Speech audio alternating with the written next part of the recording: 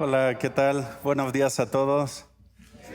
Me da mucho gusto verlos, saludarlos y es una bendición nuevamente poder estar aquí con todos ustedes. Y sobre todo al estar avanzando con este pasaje que es tan importante, tan especial, algo que fue clave realmente para todo el desarrollo de lo que va a ser toda esta época después de Jesús, el gran impacto que va a tener un personaje llamado Esteban. Entonces, vayan abriendo ahí sus Biblias en Hechos capítulo 7. Hechos capítulo 7.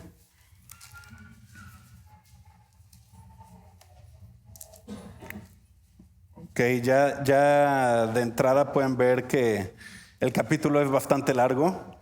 No es nuestra intención realizar en este momento un estudio minucioso de todo lo que es el capítulo, sino ver el panorama grande, ¿de acuerdo? Así que solo nos tomará un par de domingos, eso espero, si es que el hermano Mateo me lo permite. ¿Sí? Entonces, pues bueno, les tocará escucharme 2 domingos. ¿De acuerdo? Para iniciar, no vamos a hacer una lectura completa, como usualmente lo hacemos, sino que vamos a ir haciendo una lectura ya sobre la marcha. ¿De acuerdo? Pero antes de eso, vamos a orar. Padre, te damos tantas gracias por el día que nos has dado. Gracias por la oportunidad que nos das de meditar en tu palabra, de poder aprender más de ti como lo aprendimos, Señor. Queremos aprender más de ti porque queremos ser más como tú, Padre. Queremos ser más como Cristo y te queremos amar cada día más, servirte más, honrarte más, Señor. Te queremos glorificar con todo lo que hacemos. Ponemos este tiempo en tus manos, rogando que tu Santo Espíritu nos esté guiando, Señor, y todo lo hacemos en el nombre de nuestro Señor y Salvador, Cristo Jesús. Amén. Muy bien, una de las cosas que nosotros como cristianos somos responsables y tenemos que hacer, y lo podemos ver aquí en Esteban, es lo que Pedro dijo que tenemos que hacer. ¿Sí? Si ven en 1 Pedro capítulo 3 versículo 15, no lo tienen que buscar, pero ahí dice, debemos dar respuesta a todo hombre que pida por razón de nuestra esperanza. ¿Sí? Es decir, que pida razón de nuestra fe. Siempre debemos de tener la capacidad de dar una respuesta a las personas que nos preguntan o nos piden algún motivo o razón de por qué creemos lo que creemos. ¿Por qué crees lo que crees? Tenemos que ser capaces de defender la fe. El cristiano efectivo es aquel que puede articular la verdad y defender lo que él cree bíblicamente. Y claro, sí va a dar razón. A todo este proceso se le llama apologética. Es la apologética cristiana. ¿Por qué se le llama apologética? No es de apologize en inglés, que es de pedir perdón, no. Viene del griego apología y significa hablar en defensa de algo o hablar en representación de alguien o de algo. La apologética entonces es un discurso en defensa y nosotros como creyentes debemos de tener cuidado en no fundamentar al cristianismo en emociones. Debemos de ser capaces de dar una defensa bíblica y razonable de nuestra fe, no simplemente una ilusión mística o algún invento sentimental que no tiene nada que ver con la verdad. Y esa razón tiene que venir de la revelación divina, que ¿dónde la encontramos? En la palabra. En este capítulo Esteban da una defensa de su fe, y esta está totalmente fundamentada en su Biblia. Que por cierto, la Biblia de Esteban, ¿cuál era? El Antiguo Testamento. Y él lo único que usa es el Antiguo Testamento. Y como los otros discípulos, él tuvo que llegar a entender cómo es que todo el Antiguo Testamento nos guía y nos lleva directamente hacia Cristo, hacia Jesús. Tenemos que pensar esto, antes de Jesús, ¿sí? Antes de Jesús, los discípulos realmente aún no entendían verdaderamente al Antiguo Testamento. De hecho, en los 4 evangelios casi no hacen referencia al Antiguo Testamento y prácticamente ellos no predican, los discípulos, no Jesús. Jesús cita continuamente al Antiguo Testamento. Pero cuando el libro de los Hechos abre, Ahora que Cristo ya les enseñó a los discípulos el Antiguo Testamento, ahora entonces continuamente van a estar dando cita tras cita del Antiguo Testamento todos los discípulos, todos. Y ahora aquí está Esteban. Y todo lo que él va a decir va a ser tomado de su Biblia, del Antiguo Testamento. Y se está defendiendo aquí de judíos e inicia entonces esta defensa con el Antiguo Testamento. Más adelante vamos a ver al apóstol Pablo que defiende la fe. Y quiero que noten esto. Pablo va a defender la fe ante paganos, ante gentiles que no tienen y no conocen al Antiguo Testamento. Y entonces por eso que vemos a veces a Pablo iniciar su defensa de Dios desde el razonamiento, desde la creación, ¿sí? Pone a la creación, nadie tiene excusa y entonces va avanzando progresivamente hacia la revelación en la Escritura. Pero para Esteban, que está hablando aquí con judíos, su defensa y su proclamación está totalmente enfocada en el Antiguo Testamento. Esto es necesario para todos nosotros, pero especialmente para aquellos de nosotros que tienen o tenemos liderazgo espiritual. En Tito capítulo 1, versículo 9 dice: tenemos principios y estándares, ¿sí? Ahí vamos a ver que hay principios y estándares, características para aquellos que guían o que lideran la iglesia, como lo llama él, ancianos. Y dice Tito ahí, debe de ser alguien que sea retenedor de la palabra fiel, tal como ha sido enseñada. Debe de ser así. No le podemos meter de nuestra cosecha, de nuestros argumentos, no. Debe de ser como viene la palabra. Y tiene que ser doctrinalmente sanos y deben de ser fieles. ¿Para qué? Para que también, pueden ver ahí, para que también pueda exhortar con sana enseñanza y convencer, noten, a los que contradicen. ¿A los que contradicen qué? La palabra. ¿Ok? Tenemos que ser capaces de proclamar, de declarar sana doctrina, pero noten esto también importante, hermanos. También tenemos que ser capaces de refutar el error. Refutar el error.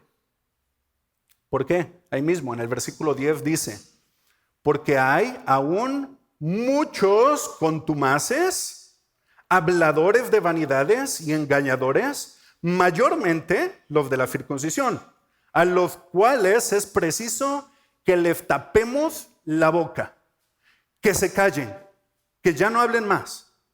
Y ahora, ¿cómo se les puede silenciar? En este caso podemos ver que es abrumándolos en un argumento. Logra silenciar a un engañador confrontándolo con la verdad. Y necesitamos saber que ellos necesitan ser silenciados, hermanos. Necesitamos tapar esas bocas. ¿Cómo entonces y por qué hay que hacerlo? Ahí Tito, capítulo 1, versículo 11, continuamos, dice: porque ellos están haciendo un relajo.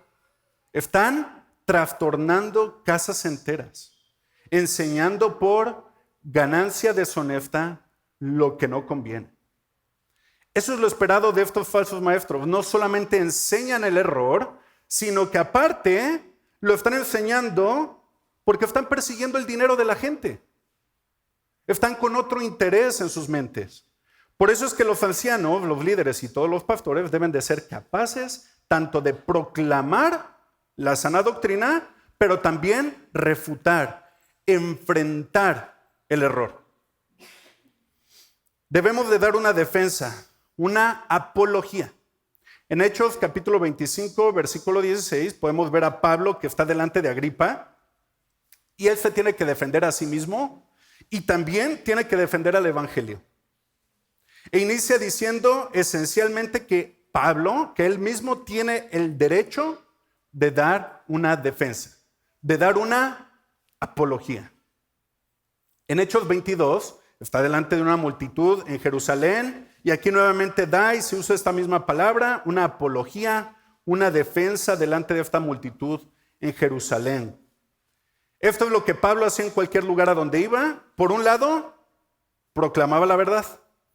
Y por otro lado, defendía la verdad en contra del error. ¿Cómo lo hacía? Desenmascarando o revelando cuál era ese error.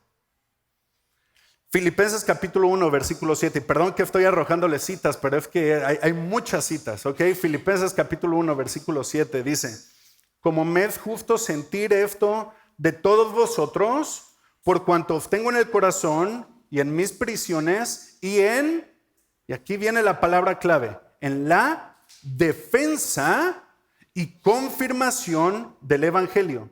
Todos vosotros sois participantes conmigo de la gracia. Entonces, vemos a Pablo que positivamente estaba confirmando el evangelio y de una forma contraria podemos ver que estaba defendiendo el evangelio. ¿Sí? Confirmar y defender al evangelio. Judas lo expresa de la siguiente manera, dice: contiendan ardientemente por la fe. Contiendan ardientemente por la fe. Hubo un gran defensor de la fe antes del gran apóstol Pablo. Y sabemos, Pablo es el gran defensor de la fe en el Nuevo Testamento. Pero hubo un defensor antes de Pablo. Hubo alguien que dio un discurso en defensa y también en confirmación del evangelio. Y este es Esteban. Ahora, ¿qué fue lo que provocó esto? ¿Qué llevó a esto? Ustedes recordarán de ya las lecciones que hemos aprendido que Esteban era un judío extranjero, un judío viviendo como foráneo.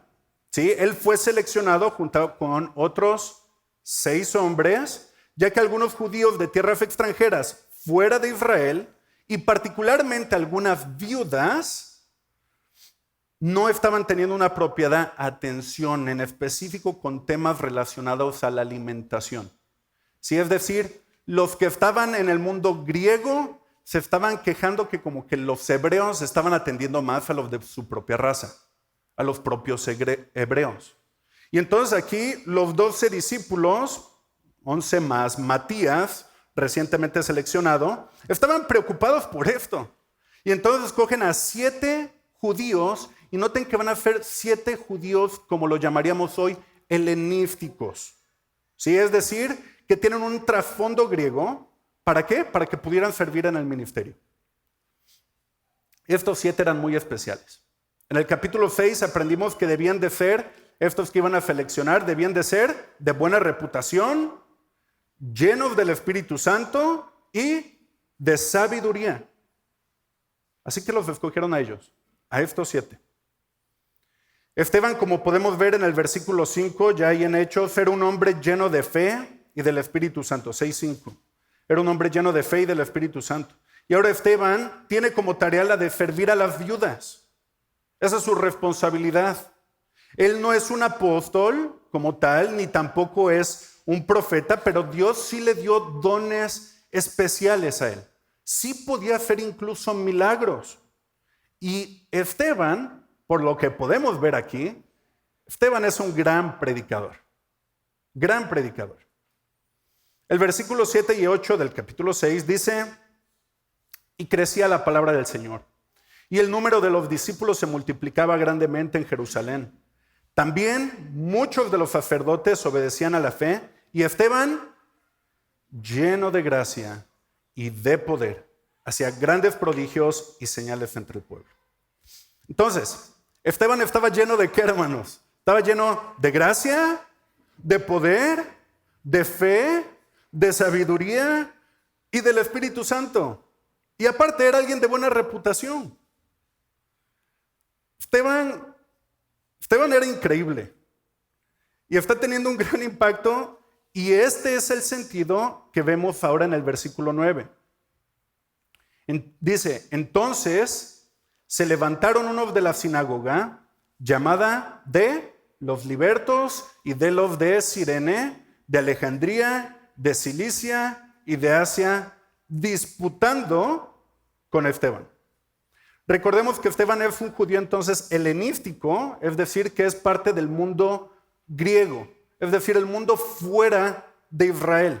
Así que en su ministerio del evangelio él va de vuelta con personas de su parte del mundo. O sea, tiene este interés, tiene este llamado en seguir compartiendo el evangelio con aquellos que son con el mismo trasfondo de él.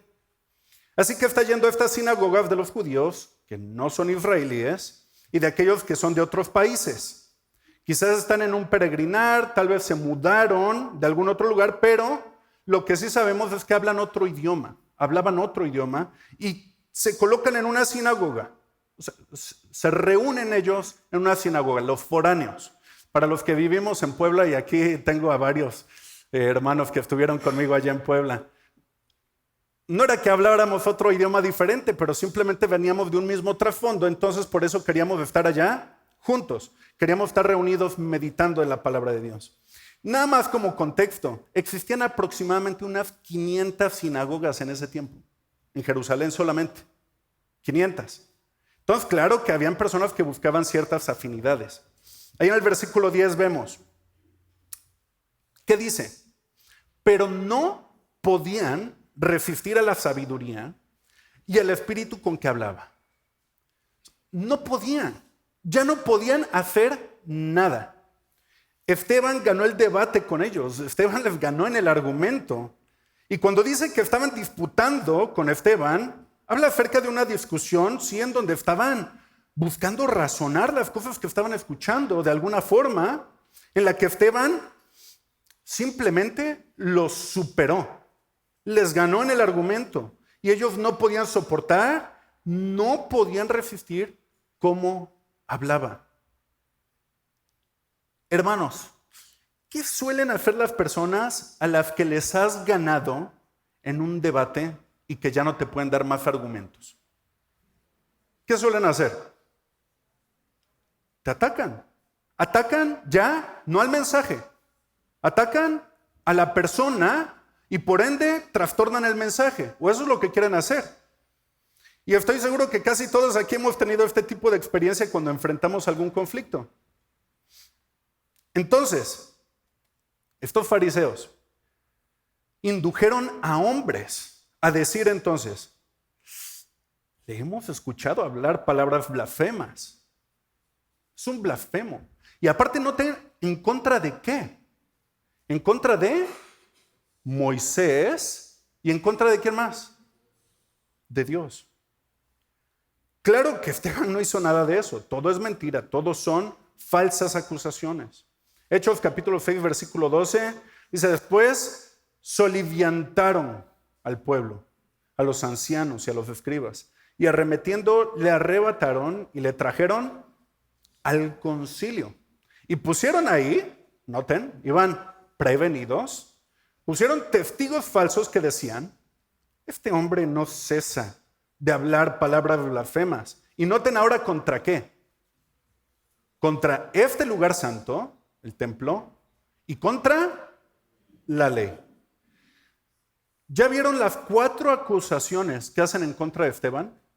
Dicen que Esteban está blasfemando y que está hablando en contra de Dios, está hablando en contra de Moisés, está hablando en contra de la ley y está hablando en contra del templo.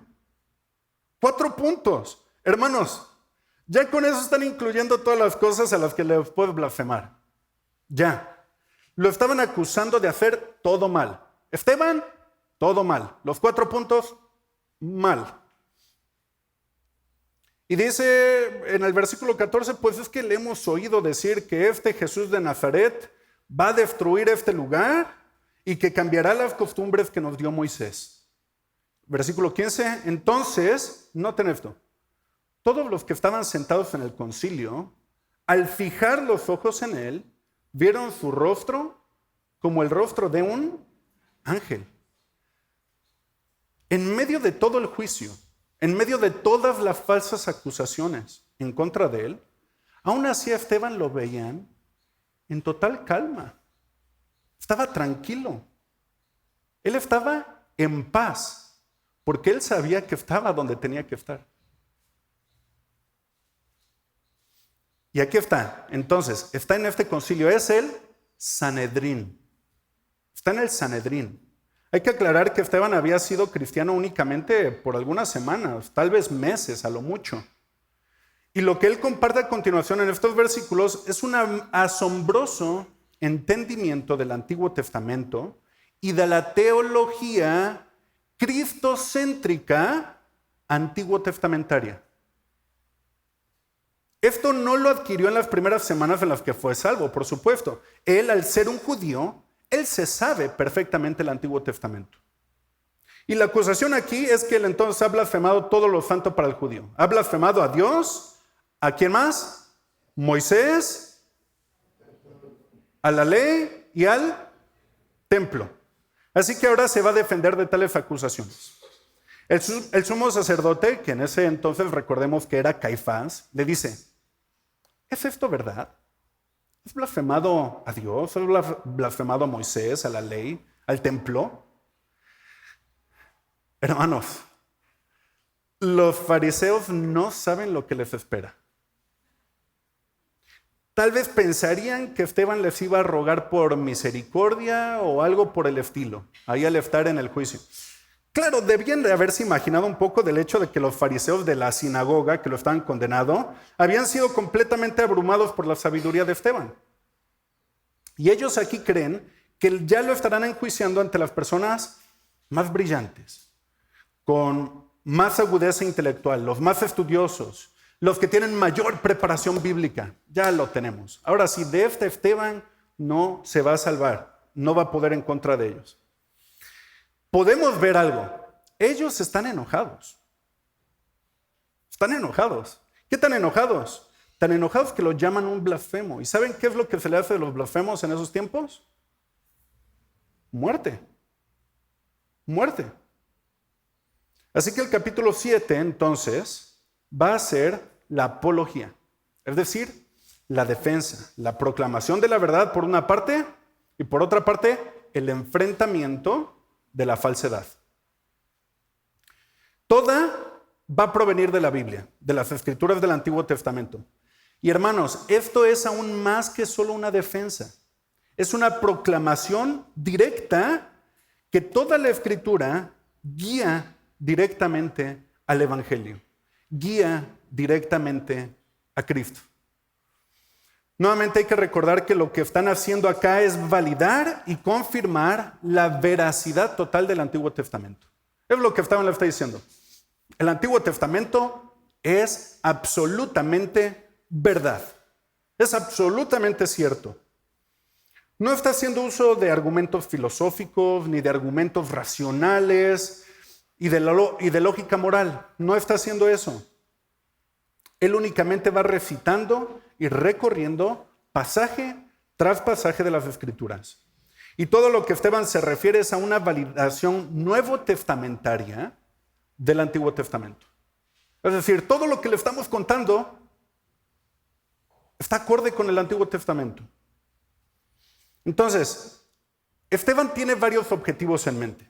El primer objetivo, noten bien, el primer objetivo es lograr que lo escuchen. Que escuchen claramente lo que está por compartir. ¿Cómo lo va a hacer? Enganchándolos con algo en lo que ellos ya están muy interesados de por sí. Y los hace llevándolos directamente a su propia historia. Él está familiarizado con ellos y encuentra cosas que tienen en común en las que están de acuerdo. Inicia con la escritura y deja en claro que las cosas son preciosas, las cosas que son preciosas en ella para los fariseos, son preciosas también para él. Son preciosas. Él no es un blasfemo porque él sí cree las escrituras. Así que capta la atención de la audiencia al hablar de lo que es importante para ellos y les muestra que está de acuerdo con eso. Está de acuerdo con eso. Segundo objetivo. Hubieran dicho los fariseos, ahí está bien, ¿no? Ahí déjala. Segundo objetivo que tiene es dar respuesta a las acusaciones de blasfemia que han hecho sobre él. Tiene que ser una defensa. Y va a referir a cada acusación específica que hicieron. Primero, la blasfemia contra Dios. Segundo, la blasfemia contra Moisés. Tercero, la blasfemia contra la ley. Y cuarto, la blasfemia contra el templo.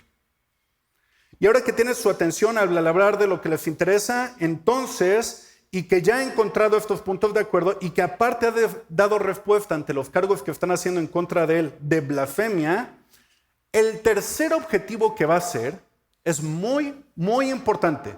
El tercer objetivo de Esteban ahora es culparlos a ellos de blasfemia. Los va a culpar a ellos. ¿Cómo va a hacer esto? Declarándoles que ellos han cometido la blasfemia máxima. La blasfemia de rechazar a Dios y de rechazar al Mesías prometido de Dios. Es algo muy poderoso y ahora se los ha mostrado directamente cara a cara. Y concluye diciéndoles en el capítulo 7, versículo 51, nos vamos a saltar al final. Capítulo 7, versículo 51. No crean que ahí se van a librar, ahorita vamos a regresar. ¿Sale? Capítulo 7, versículo 51. ¿Qué les dice? A estos que lo están enjuiciando a él, les dice, duros de cerviz e incircuncisos de corazón y de oídos. Esa les dolió, Incircuncisos de corazón y de oídos. Vosotros resistís siempre al Espíritu Santo, como vuestros padres, así también vosotros. ¿A cuál de los profetas no persiguieron vuestros padres? Y mataron a los que anunciaron de antemano la venida de ¿quién? Del justo, de quien vosotros ahora habéis sido entregadores y matadores. Esteban los está culpando ahora a ellos, a los del Sanedrín de Israel, de haber asesinado al Mesías. En el versículo 53, vosotros que recibisteis la ley por disposición de ángeles y no la guardasteis. Esteban les está diciendo, ustedes blasfeman a Dios, ustedes blasfeman a su Hijo, al Mesías, ustedes blasfeman a Moisés, quien recibió y proclamó la ley, ustedes blasfeman a la ley al rechazarla y ustedes son culpables de traer toda esta blasfemia a este templo. Le está diciendo, todo por lo que me están culpando ustedes, yo no soy el culpable, ustedes lo son. Este es un sermón muy poderoso. Estas son las cosas y temas específicos que van a lo largo del sermón. Ahora, vamos viendo algunos de los puntos que va tocando a lo largo del sermón, ¿ok? Primero, vemos cómo va a abordar la acusación de blasfemia en contra de Dios, ¿ok? En contra de Dios. Esa fue la primera acusación que hicieron en contra de él. Lo podemos ver ahí en Hechos capítulo 6, versículos 11. Le dijeron, tú eres blasfemo de Dios. Para iniciar, Esteban debe de establecer en sus mentes que él mismo, Esteban, y todo cristiano, no están en contra de Dios. Que el nuevo pacto no es contrario a Dios. Que el evangelio con el que han estado tapizando a Jerusalén y que ha trastornado a tantos positivamente, gloria a Dios, no es contrario a Dios. Y que por lo tanto tampoco es contrario a Israel. No es contrario a ellos, no es contrario a los israelitas. Esteban declara su creencia en Dios, el mismo Dios de Abraham, de Isaac, de Jacob, el mismo Dios de Israel. Esto es fundamental. Él tiene que establecerles que el Dios en el que él cree es en el Dios revelado en las Escrituras de la misma manera en la que los judíos lo creen. Es el mismo Dios. Entonces esto les capta ya toda la atención, ya que habla acerca de sus intereses, de aquello que ellos consideran santo. Y entonces viene la respuesta ante sus cuestionamientos en el versículo 2, capítulo 7, versículo 2, acompáñenme ahí. Y él dijo, varones, hermanos y padres.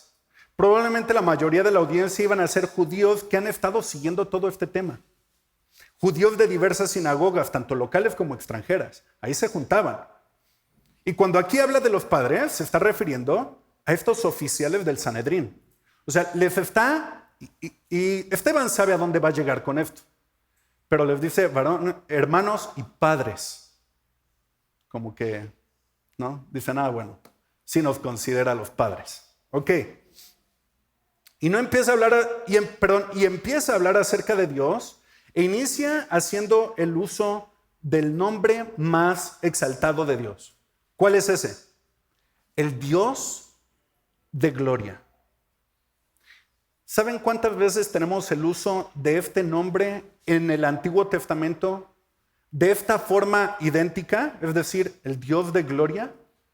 ¿Cuántas veces lo tenemos? Solo una vez. De esta misma forma, solo una vez. Quiero que vayamos para allá. Salmo 29. Salmo capítulo 29. A partir del versículo 2. Y aquí, la verdad es que sí vale la pena hacer todo el recorrido de este salmo porque es glorioso. Salmo capítulo 29, versículo 2. ¿Ok? Dice, dad a Jehová la gloria debida a su nombre. Adorad a Jehová en la hermosura de la santidad. Voz de Jehová sobre las aguas. Noten aquí, truena el Dios de gloria.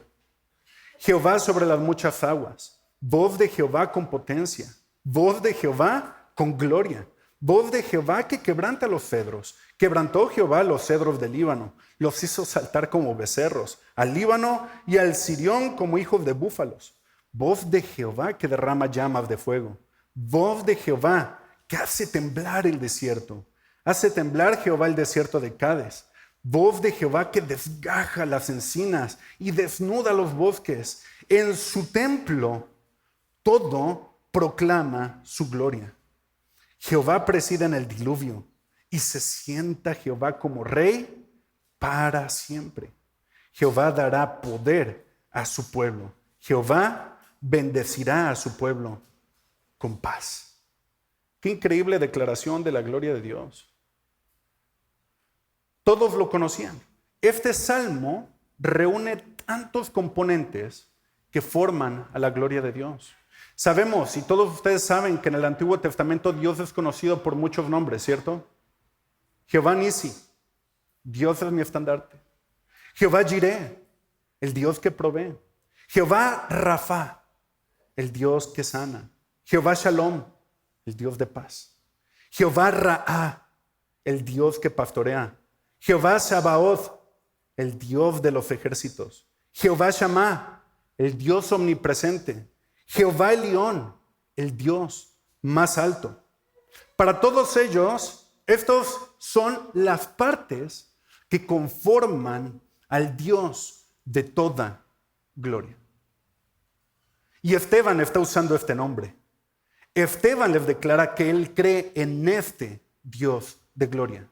El Dios que sus atributos están declarados en el Salmo 29. Ese es en el Dios que creo, les está diciendo. Yo creo en ese Dios. Esteban reconoce la total supremacía, la total soberanía y gloria del Dios del salmista David. Es ese mismo Dios, ese mismo Dios.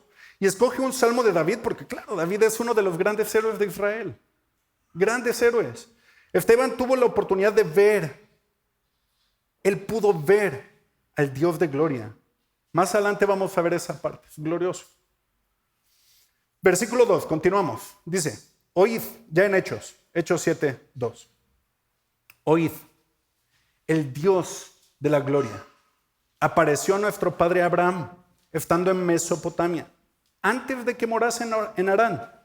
Noten que aquí él le dice nuestro padre. Les está recordando que él es uno de ellos. Él es uno de ellos. Abraham es mi padre. Yo no soy ni blasfemo de Dios, ni un traidor de Israel, y yo no soy culpable de blasfemar al Dios de gloria. Mesopotamia es la palabra griega para referirse a Caldea, y la ciudad de la que Abraham salió es Ur. ¿Se acuerdan? Ur de los caldeos, ¿cierto? Sale de Ur. Ur es una ciudad localizada entre los ríos Éufrates y Tigris. En Josué 24, de hecho, nos dice que Abraham salió de una familia que era completamente idólatra y que después Abraham vino a conocer y vino a adorar al Dios vivo y verdadero. Así que Dios se manifestó a Abraham incluso desde antes de su manifestación en Harán. Pero Esteban refiere al hecho del que Dios de gloria apareció a nuestro padre Abraham cuando él estaba en Mesopotamia, antes de vivir en Harán. ¿Por qué esto es importante? Después también le habló en Harán, otro lugar en Mesopotamia, y ahí fue cuando Dios le apareció en Harán y le dio el pacto que encontramos en Génesis 12. Génesis 12. Es mi hija, por eso me pongo contento. Ok. Entonces ahí en Génesis 12 vemos un pacto unilateral de Dios a Abraham. ¿Escucharon eso? Un pacto unilateral de Dios a Abraham. Es decir, Dios lo va a hacer. Dios lo va a cumplir. Esteban hace referencia a ello en Génesis capítulo 12, versículo 1, que dice: pero Jehová había dicho a Abraham, vete de tu tierra y de tu parentela. Esta la historia la sabemos, ¿cierto? Vete. Y de la casa de tu padre a la tierra que te mostraré. Y haré de ti una nación grande. Te bendeciré y engrandeceré tu nombre. Y serás bendición. Bendeciré a los que te bendijeren y a los que te maldijeren, maldeciré. Y serán benditas en ti todas las familias de la tierra. Hermanos, Abraham sí obedeció a Dios y sí fue a Canaán, que después Canaán se convirtió en ¿qué? Israel, en Israel. Dice, entonces salió de la tierra de los caldeos y habitó en Harán, y de allí, muerto su padre, Dios le trasladó a esa tierra en la cual vosotros habitáis ahora. ¿Sale? Ya en Hechos. Ahí estamos en Hechos. ¿Ok? Noten que dice que Abraham salió de la tierra de los caldeos. Sí, Abraham salió de la tierra de los caldeos. Pero noten esto. Enfatiza que es Dios quien lo traslada. Sí, vuelvan a ver este pasaje. Entonces salió de la tierra de los caldeos, Abraham, y habitó en Harán, y de allí muerto su padre. Dios le trasladó. Dios le trasladó a esta tierra en la cual vosotros habitan ahora. Es Dios quien lo traslada a la tierra prometida. Se muestra nuevamente la soberanía de Dios. Así que entonces, Esteban le está diciendo, yo reconozco al Dios de gloria. Reconozco el llamado del Dios de gloria en la vida de Abraham. Reconozco que es este mismo Dios. Reconozco el pacto abrahámico, que es el fundamento de la nación de Israel. En base a este pacto realmente están viviendo. Por cierto, Esteban conoce perfectamente la historia. Conoce perfectamente las escrituras. Él sabe los hechos. Él sabe que cuando Abraham llegó a la tierra prometida, él no recibió ninguna posición de forma permanente. ¿Han notado eso? Abraham no recibió ninguna posesión de forma permanente en ese sentido, sino que vagó y estuvo en la tierra que nunca fue realmente suya. La tierra, noten esto, hermanos, la tierra fue una promesa para Abraham. Espero no confundirlos con esto. La tierra fue una promesa para Abraham, pero no fue una posesión. Veámoslo, versículo 5. Estamos en Hechos 7:5. Dice, y no le dio herencia en ella. No le dio herencia en ella, ni aun para sentar un pie. Pero Dios le prometió que se la daría en posesión y a su descendencia después de él. Noten que está hablando de descendencia. ¿Cuándo? Cuando él ni siquiera tenía un hijo. Les está mostrando aquí cómo Abraham estaba viviendo en una promesa. Abraham vivía en la promesa, no en una posesión física, sino en la promesa que Dios le había dado. Abraham no tiene tierra ni para sentar un pie, aunque tenía la promesa de tener una tierra masiva. Y no tenía ni un hijo, aunque él tenía la promesa de ser el padre de toda una nación. Pero Dios se lo prometió. Y Abraham creyó. Abraham estaba viviendo en las promesas de Dios por fe. Versículo 6. Y le dijo Dios así, que su descendencia sería extranjera en tierra ajena y que los reducirían a servidumbre y los maltratarían por 400 años. Esto también me mencionó en el capítulo 15 de Génesis. Realmente fueron unos 435 años aproximadamente. ¿Dónde se cumple esto? Eso se va a cumplir en Egipto. En Egipto. Dios prometió el pacto abrámico, ¿sí? Lo está diciendo esta promesa a Abraham, y enseguida continúa con la promesa. Ahí no acaba. Le dice que realmente nada te va a pertenecer y que de hecho tu descendencia va a estar en cautiverio por más de 400 años. Y en el versículo 7, Esteban continúa. Dice, mas yo juzgaré, dijo Dios, a la nación de la cual serán siervos. Y después de esto saldrán y me servirán en este lugar. Dios le está prometiendo a Abraham una tierra y un pueblo. Y antes de que esta promesa fuera cumplida, su descendencia iba a sufrir por 400 años de cautiverio. Pero después iban a ser liberados y la nación que los esclavizó iba a ser juzgada por Dios mismo. Iban a ser juzgados. ¿Cómo juzga esta nación inicialmente? A Egipto. Estoy hablando de Egipto. ¿Cómo Dios juzga a esta nación de Egipto? Primariamente, pues recordamos que las 10 plagas, ¿cierto? Y recordamos cuál fue la última plaga. La muerte de los primogénitos. Y luego, ¿cómo lo sigue juzgando? Con el colapso del Mar Rojo sobre el faraón y todo su ejército. Hermanos, el juicio de Dios sobre la nación que tuvo cautiva a Israel, ese juicio de Dios fue tremendo. Involucró gran mortandad. Ese es el juicio de Dios, hermanos. Y Esteban les está diciendo, este es el Dios en el que yo creo. Esteban les está diciendo, yo soy un fiel creyente de la historia de Dios y de su pueblo. Yo creo en el Dios de gloria. Yo creo en el Dios de Abraham. Así que con este inicio de sermón, Esteban ya todos están con los ojos bien abiertos. ¿Por qué? Porque es su propia historia de la que les está hablando. Y se está defendiendo a sí mismo también. Y entonces, la tercera cosa que va a hacer Esteban, ¿qué fue lo que les dije? La tercera cosa que Esteban va a hacer, ¿qué iba a hacer? Culparlos a ellos. Es decir, culpar a Israel. Va a culpar a Israel por su propio pecado.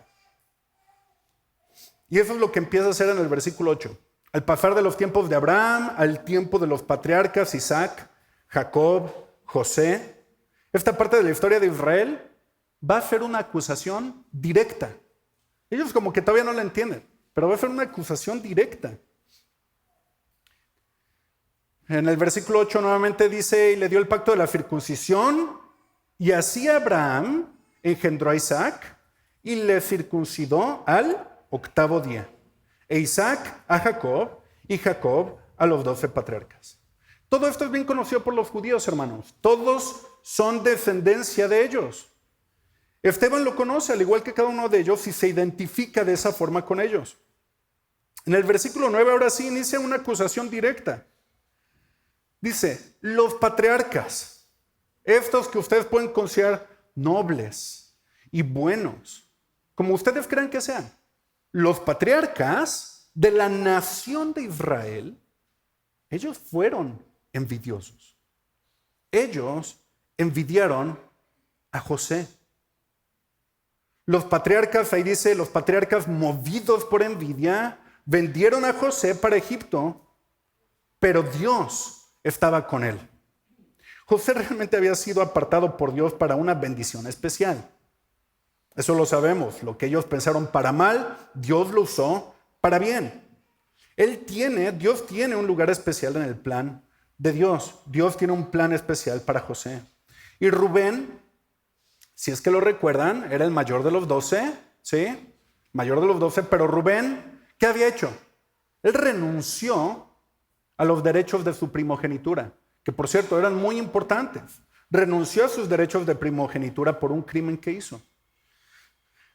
La bendición y herencia entonces, tras esto, fue pasada directamente a José. Y él tenía el derecho del lugar con mayor honra. Esto era algo bien sabido. Primera Crónicas 5 dice que los derechos de primogenitura pasaron a José e incluso a su descendencia. Dios entonces determinó poner a José sobre ellos. ¿Sí se acuerdan aquella historia? Génesis capítulo 37, el sueño de José, en el que les dice que él se va a levantar sobre todos sus hermanos. Se va a levantar sobre todos ellos. Y hermanos, cuando José les dice esto, eso activa algo horrible, algo fatal en los corazones de todos ellos, de todos sus propios hermanos carnales. ¿Y qué hacen? ¿Se acuerdan? ¿Qué hacen? Inventan primero el asesinato de José. ¿Sí? Le hacen pensar a Jacob que había sido asesinado por animales. Y luego lo venden como esclavo. Ellos, los hermanos de José. ¿Quiénes son los hermanos de José? Metámonos a esta historia, hermanos. Son los padres de la gran nación de Israel. Les está diciendo aquí a Esteban, todos esos padres eran blasfemos. ¿Por qué? Eran blasfemos porque la Escritura decía claramente que la primogenitura le pertenecía a José. Eso era claro. Y ellos fueron en contra de lo que Dios les dijo. Los patriarcas de Israel eran falibles, eran orgullosos, eran envidiosos, eran rebeldes. Y ellos, noten, blasfemaron a Dios al haber vendido al elegido de Dios. ¿Notan eso? Lo voy a repetir. Blasfemaron a Dios al haber vendido al elegido de Dios. Esteban quiere que vean la historia de José, en la historia de José una ilustración de la reacción que tiene la nación ante los planes de Dios. Esteban le está diciendo, quiero que vean cómo reacciona verdaderamente el pueblo cuando Dios les está mandando a hacer algo. Claro, todo va a culminar, como ya lo leímos en el versículo 52, que dice, ¿a cuál de los profetas no persiguieron vuestros padres? ¿A cuál? Quien quiera que fuera el elegido de Dios, quien quiera que fuera el instrumento elegido por Dios, todos iban en contra de él. La realidad es que Israel como nación ha estado en contra del plan de Dios desde un inicio. Desde un inicio. Así que si quieren hablar de quiénes son los verdaderos rebeldes, quieren hablar de quiénes son los verdaderos blasfemos, entonces recapitulemos un poquito la historia. Y lo encontrarán incluso en los mismos 12 patriarcas, los padres de la gran nación de Israel. Ellos resistieron a Dios, aunque Dios claramente les había declarado su voluntad. Y de ahí Esteban sigue hablando de José. ¿Por qué? Porque José era el elegido. Dios había elegido a José. Versículo 9 y 10. Los patriarcas, movidos por envidia, vendieron a José para Egipto. Pero Dios estaba con él y le libró de todas sus tribulaciones y le dio gracia y sabiduría delante de Faraón, rey de Egipto, el cual lo puso por gobernador sobre Egipto y sobre toda su casa. Sabemos la historia de cómo Dios libra a José. José primero, ¿se acuerdan? Primero fue esclavo.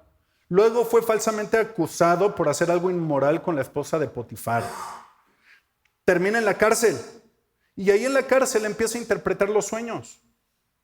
Y después sale de la cárcel y se convierte básicamente en el segundo en mando de todo Egipto. De todo Egipto. Todo esto es obra de Dios. Y ellos, todos ellos, saben esta historia. Ellos conocen esta historia. Versículo 11. ¿Sí me siguen acompañando todos? Ok, versículo 11. Vino entonces hambre en toda la tierra de Egipto y de Canaán y grande tribulación, y nuestros padres no hallaban alimentos. Cuando oyó Jacob que había trigo en Egipto, envió a nuestros padres la primera vez. Y en la segunda, José se dio a conocer a sus hermanos y fue manifestado a Faraón el linaje de José. Los patriarcas, hermanos, eran corruptos, eran malos.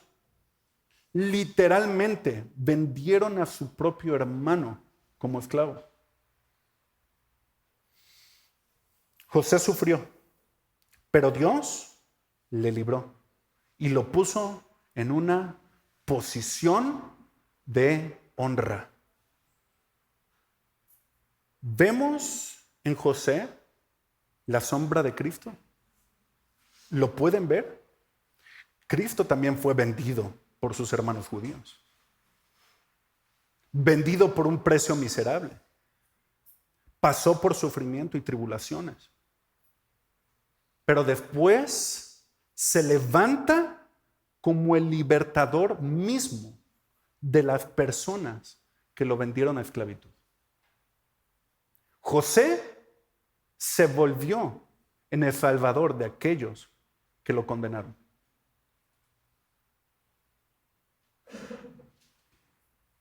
La historia de José es paralela a la historia de Cristo. Esteban les está diciendo, miren la historia de los padres. Es la historia del rechazo del ungido de Dios, el elegido de Dios. O sea, toda la historia de los padres se trata de eso, de cómo rechazan al que Dios les elige. Y finalmente, en el versículo 13, dice, y en la segunda, José se dio a conocer a sus hermanos, fue manifestado a Faraón el linaje de José. Notemos aquí, y enviando José, hizo venir a su padre Jacob y a toda su parentela, en número de 75 personas. Si ustedes leen en Génesis van a ver 70, aquí ven 75, no es contradicción, se están incluyendo los propios hijos, el propio linaje de José, que son 5, se cumplen los 75, por si alguien tenía esa duda. Todos, incluyendo a Jacob, fueron a verle a Egipto. Y así, cuando llegan los patriarcas a Egipto, eso va a ser el inicio del futuro de lo que va a ser el cautiverio. Porque ahí va a crecer ese linaje. Y después ese linaje se va a volver en esclavos. En esclavos. En ese momento entonces todo el pueblo de Israel estaba ahí. Habían sido salvos. En ese momento los 70, los 75, todos ellos eran el pueblo de Israel. La promesa de Abraham es verdadera. La profecía de Abraham era cierta en que serían llevados en cautiverio y que pasarían 400 años como esclavos. Y eso es exactamente lo que sucede. Exactamente lo que sucede. En el versículo 16, acompáñenme, en el versículo 16 dice, los cuales fueron trasladados a Siquem y puestos en el sepulcro, noten aquí, que a precio de dinero compró Abraham de los hijos de Amor en Siquem. Todos ellos fueron enterrados en la tierra prometida. Todos. ¿Cómo pasó eso? Abraham compró esa tierra de los hijos de Amor en Siquem. Abraham en sí mismo nunca recibió en posesión esta tierra. Lo único que compró fue este sitio de entierro. Eso fue lo único. Ahora, ¿qué es lo que Esteban está haciendo? Les está diciendo, no, yo no niego a Dios. No, yo no lo blasfemo. Y le está diciendo que él cubre, vemos a Esteban cubriendo la historia de Israel, iniciando con el Dios de gloria, desde Abraham a José, desde el llamado hasta el cautiverio. La primer gran era de la historia judía. Y entonces, al hacerlo, cumplió con su propósito. Vamos a hacer repaso, a ver si se acuerdan todavía. ¿Cuáles son los tres propósitos que tuvo José? ¿Ok? Número 1, lo que quería hacer Esteban era captar su atención. Captar la atención de la audiencia. Número 2, ¿qué tenía que hacer? Contestar a los cargos de él mismo no ser blasfemo. ¿Se acuerdan? Dar respuesta, dar una defensa, una apología de por qué él no es blasfemo. Y número 3, ¿se acuerdan? Los acusa a ellos. ¿Y cómo los acusa? Recorriendo históricamente la blasfemia de sus padres, al ellos rechazar al escogido por Dios, al rechazar a José. Como que están sacados de onda. O sea, sí me está platicando la historia, pero no me gusta cómo está concluyendo esto.